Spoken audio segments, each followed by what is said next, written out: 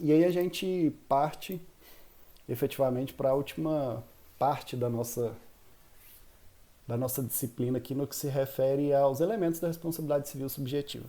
E aí no dano é onde a gente vai gastar mais tempo, onde a gente vai aprofundar bastante, porque é aqui que é o, vamos dizer assim, o coração da nossa disciplina. Lembrar vocês que quando a gente fala em dano, nós estamos pensando na vítima, é o elemento central da responsabilidade civil. Então, a vítima é a nossa maior preocupação. No direito civil, quando a gente fala em dano, a nossa primeira preocupação é resolver o problema da vítima. Então, a princípio, a gente pode colocar assim, que em regra, não há responsabilidade civil sem dano. Isso aqui é um ponto extremamente polêmico. Você tem autores que defendem, como eu falei para vocês, o direito ambiental, tem algumas situações, mas a regra é, só há responsabilidade civil se tiver dano. Se não tiver dano, pode ter várias coisas, mas responsabilidade civil não terá. Até porque se a gente voltar lá no nosso conceitozinho, bem assim, simplório, a gente fala que a responsabilidade civil é a obrigação de indenizar outrem, né, em razão de um dano. Então veja, se eu não tiver dano, como que eu vou imputar a obrigação de indenizar? Né? Não teve dano, né? Então como você vai pensar que a pessoa será obrigada a indenizar a outra se nem dano existiu? As questões que envolvem a responsabilidade civil sem dano, geralmente elas estão relacionadas às questões preventivas. Não teve dano, mas a chance desse dano acontecer é muito grande mesmo. E aí você precisa ter mecanismos para evitar que esse dano ocorra. Então vamos pensar aqui em você entrando com ação para proteger uma pessoa que mora embaixo de uma barragem da Vale. Você está vendo, tem indícios, tem provas de que aquilo vai cair e vai destruir tudo, né? Como aconteceu, por exemplo, em Mariana ou em Brumadinho. Como que você vai trabalhar isso? Qual que vai ser o instrumento, né? E aí a responsabilidade civil no seu âmbito, no seu aspecto preventivo, em algumas situações você terá como justificar, por exemplo, que o juiz promova obrigações em sede de liminar ali para a empresa evitar que aquele dano aconteça, né?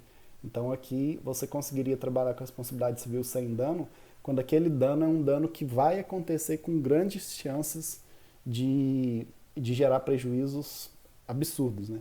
E aí, como eu disse para vocês, as questões ambientais elas ganham mais força, né? Então, a princípio a gente vai ficar com a regra, né? Os casos que nós trabalhamos aqui no direito civil, precisamos do dano, então vamos focar aqui nessa situação.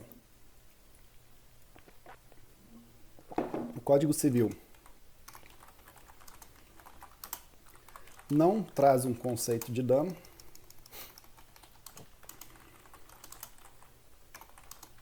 que acaba sendo extraído da doutrina, da jurisprudência.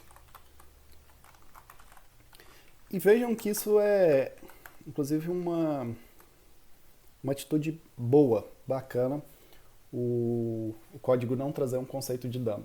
Porque como você acaba precisando da doutrina e da jurisprudência, você cria o que a gente chama de sistema aberto, que depende do caso concreto. Como assim?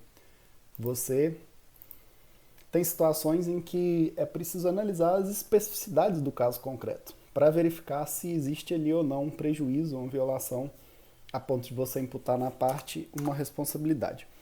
Um conceito que a gente poderia pensar aqui doutrinário pode ser resumido da seguinte forma: o dano é uma lesão a um interesse concretamente merecedor de tutela, seja ele patrimonial, extrapatrimonial, individual ou meta-individual. E aqui a gente pensa em direitos difusos e coletivos, assuntinho que vocês certamente estudaram no último período. Então veja, o dano ele é uma lesão a um interesse Então veja, você vai além, ou seja, do próprio conceito de patrimônio, ou mesmo do conceito de bem jurídico. E, na verdade, quando você vai lá no direito penal, que você fala, o que é o bem jurídico, né? O bem jurídico tutelado, ele está muito parecido com isso aqui. É um interesse que merece tutela. Então, às vezes, você protege lá no direito penal, e aqui a gente já pode fazer esse parêntese para criticar, você protege a honra, né? Será que a honra efetivamente é um bem jurídico que precisa da tutela do direito penal, que a gente sabe que é a última ratio, né, do direito? Ele teria que proteger aquilo que todos os outros ramos do direito não conseguiu proteger de forma efetiva. E aí a honra em si, ela não me parece uma questão assim de patrimônio, de bem, como você classifica no direito civil. Me parece muito mais um interesse, um direito, vamos dizer assim, né? Então, esse conceito aqui ele é bem legal porque ele é amplo. A lesão é um interesse concretamente merecedor de tutela, pode ser patrimonial, pode ser extrapatrimonial, não precisa ser um patrimônio, algo reconhecido em termos de dinheiro, pode ser individual e pode ser meta-individual. Onde existe assim, uma tensão, vamos dizer assim, com esse conceito amplo de dano, é no Código de Defesa do Consumidor, quando ele traz aqui, ó, dentro dos direitos básicos do consumidor, ele fala o seguinte direito, né? A efetiva prevenção e reparação dos danos patrimoniais e morais, individuais, coletivos e difusos. Então, o Código de Defesa do Consumidor ele é bem interessante, e veja, é um código de 90, e nesse meio termo, 1990 e 2003, a gente ainda tinha vigente o Código Civil de 1916, que era totalmente arcaico. Nesse período aqui você começa a notar, principalmente depois da Constituição, uma expansão dos danos que são reconhecidos como merecedores de tutela, né? Até 1988, principalmente, antes da Constituição, para você falar em dano era questão patrimonial. E era individual, tinha que provar, né, como a gente está vendo todos os elementos, a conduta tinha que provar a culpa do agente, que essa culpa efetivamente causou um dano, e o dano era assim, essencialmente patrimonial. Não se pensava em um dano que não tivesse representação em dinheiro, né, em questões financeiras. Aí vem o Código de Defesa do Consumidor e amplia esse conceito. Fala, olha, o dano ele pode ser tanto patrimonial, quanto moral, quanto individual, quanto difuso e coletivo, além de uma pessoa só. E a própria Constituição ela traz também a possibilidade de você ter indenização inclusive para danos morais, como a gente vai estudar mais à frente. O termo técnico mais adequado seria extrapatrimonial, do qual o dano moral é só uma espécie. Mas a própria Constituição ela traz o termo dano moral. Então a gente acaba podendo utilizar ele como se fosse O que é o dano moral? É o dano que não é patrimonial. Beleza? E lembrar aqui o seguinte. Vou colocar um cuidado aqui. Lembrar que a indenização mede-se pela extensão do dano. Vou falar isso até vocês estarem com esse artigo aqui decorado. 944. A indenização mede-se pela extensão do dano. Então, é muito importante você saber o que é o dano, porque é o dano no final da história que vai se concretizar naquilo que você está pensando em indenização. Quando você vai pedir uma indenização, vai pedir para ser ressarcido por algo ou compensado por algo que sofreu como prejuízo em uma situação, você precisa demonstrar qual foi a extensão desse prejuízo, que é o que a gente está chamando de dano aqui. Basicamente, nós podemos separar o dano da seguinte forma. Primeiro tipo de dano que nós vamos chamar de dano patrimonial ou material. Inclusive eu estou lembrando aqui, esse assunto foi o assunto da prova do concurso aí da UNRV, que eu fiz, quando eu fiz. Era para falar lá da responsabilidade civil, especificadamente do dano. E o que a gente tem aqui para falar? Dano patrimonial, dano extra patrimonial, que é chamado também de moral. Eu vou colocar entre parênteses que a gente vai explicar isso mais à frente. E vamos iniciar nosso estudo aqui. Quando falamos em dano patrimonial, podemos resumir em o prejuízo sofrido pela vítima em seu patrimônio. Para essas situações, repara-se pela teoria da diferença, ou seja, pela busca ao retorno do status quo ante,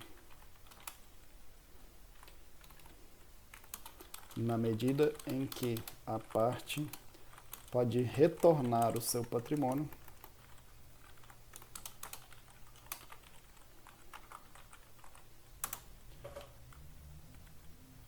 à situação anterior ao dano. Então vamos traduzir isso aqui. Basicamente, quando a gente fala em um dano patrimonial, nós estamos falando de um prejuízo sofrido pela vítima em seu patrimônio. Questão de cash money, verdinhos. Para essa situação, você utiliza o que é chamado de teoria da diferença, ou seja, busca-se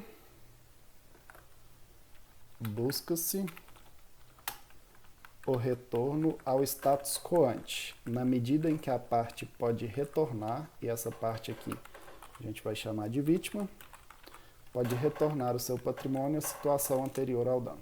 Então, vamos imaginar o seguinte, um exemplo bem tosco aqui. O Luan estacionou a motinha dele bem atrás do meu carro. Qual é o meu carro? É uma caminhonete de agroboy, imensa, tá? Com aqueles retrovisores de ônibus grandão assim. O que eu faço? Eu nem vejo essa moto do Luan, dou ré, passo em cima dela, quebro a moto inteira. Então, ela é lixo, embola tudo, é perda total na moto. Veja, qual foi o dano que o Luan sofreu ali? O dano foi a moto. Então veja, ele perdeu o patrimônio que a gente vai representar na moto. Quando eu falo teoria da diferença, significa que eu vou pegar aquela situação do Luan sem a moto, e vou voltar ele à situação antes do dano, Luan com a moto.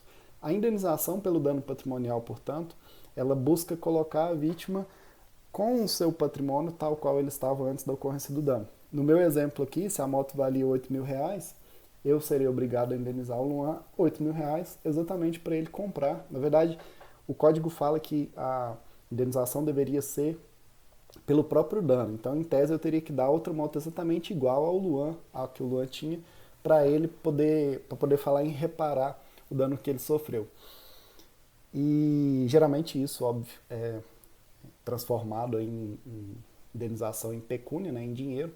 Mas basicamente a ideia aqui é a seguinte, é pegar aquele prejuízo que a pessoa sofreu e dar a indenização a ponto daquele prejuízo não mais existir. Então se ele perdeu lá, então vamos pensar que eu só derrubei a moto. Derrubei a moto, ela quebrou um retrovisor, uma seta e um farol. Ele gastou R$200 para poder colocar a moto com todos aqueles acessórios que quebraram.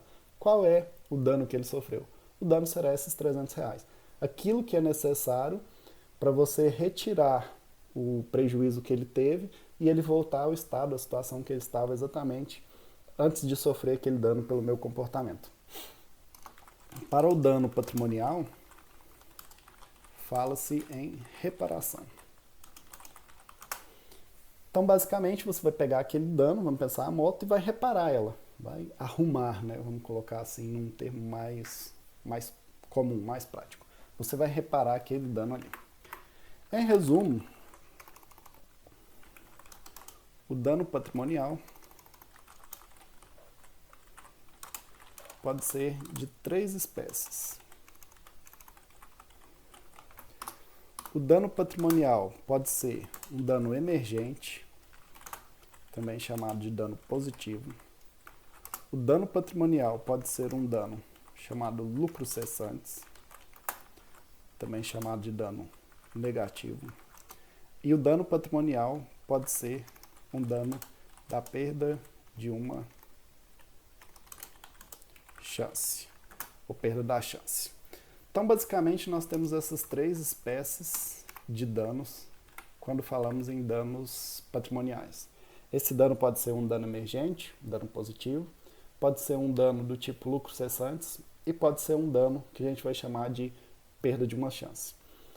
Qual a ideia aqui? A ideia é poder dividir para vocês todas essas espécies de dano aqui e lembrando, para o dano patrimonial fala-se em reparação do dano. Neste caso, sempre será necessário comprovar de maneira efetiva o valor do prejuízo. Então veja o seguinte, isso aqui é bem legal e bem importante. Você só fala em dano patrimonial, você só consegue a indenização do dano patrimonial se você demonstrar exatamente de forma específica, certinha, comprovar qual foi aquele prejuízo. Então, por exemplo, vamos imaginar que o Luan, ele entra com a ação e fala assim, olha, a minha moto quebrou porque o Arthur derrubou aqui e tal. E ele prova tudo. Ele prova que eu derrubei a moto, ele prova que ela quebrou, enfim. Só que ele precisa demonstrar que a seta que quebrou custou R$50, que o retrovisor custou 80, que a lanterna custou 200. Ele precisa demonstrar isso. E como que ele faz isso? Principalmente por meio de prova documental. Pega lá as notas fiscais e olha, essa aqui custou tanto, essa custou tanto, né? Existe inclusive um costume já de juntar 3 orçamentos quando você vai solicitar a indenização por dano patrimonial aqui, demonstrando, né, ou a nota fiscal daquilo que você comprou, vamos pensar que não fosse a moto, fosse um celular que eu tivesse jogado ele no chão. Meu exemplo mais tosco aqui. Ele estava mexendo no WhatsApp, eu tomei o celular dele e joguei no chão. Ele junta a nota fiscal que pagou, sei lá, R$2.500 naquele celular. Essa seria a demonstração. Se ele só alegar que perdeu o celular e não juntar, não comprovar que aquele celular tinha um valor X ou Y, o juiz, na maioria das vezes, reconhece a existência do dano, mas não quantifica ele ou coloca um valor lá aleatório, R$1.000. Por quê? Porque para receber a indenização do dano patrimonial, você necessita de comprovar de forma bem efetiva qual que foi aquele valor ali. Como a gente está falando pela teoria da diferença, você sabe que houve um prejuízo no patrimônio, para você receber essa indenização, você tem que comprovar por A mais B que foi aquele valor X, não foi um valor Y, foi um valor X, né? Eu via isso muito nas ações. Às vezes a pessoa pedia um dano material e jogava pelo alto lá, né? Ah, eu perdi não sei quantos, né? Por exemplo, a empresa aérea sumiu com a minha bagagem e tinha lá nessa bagagem R$12.000 de produtos, em roupas, tinha um notebook, perfume, tinha um relógio que eu herdei da minha avó e tal. Aí você falava, cadê a prova? Cadê o relógio? O relógio, ok? Cadê a nota fiscal dele? Ou me mostra uma foto que você estava com ele aí e um anúncio na internet que tem um relógio parecido com esse. Então você tem que demonstrar, e veja que só isso já não é a prova, né? Porque poderia colocar que estava lá, sei lá, um aparelho qualquer de filmagem, algo extremamente caro, e ficaria o meu argumento contra o da empresa. Mas isso não vem ao caso, questão de processo.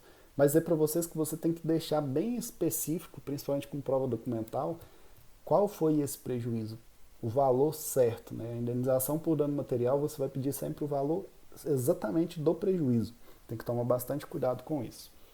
E aí, com relação a essas espécies de dano aqui, a gente continua na próxima aula, aprofundar bastante nisso aqui, para depois entrar no dano moral, que é um mundo, né?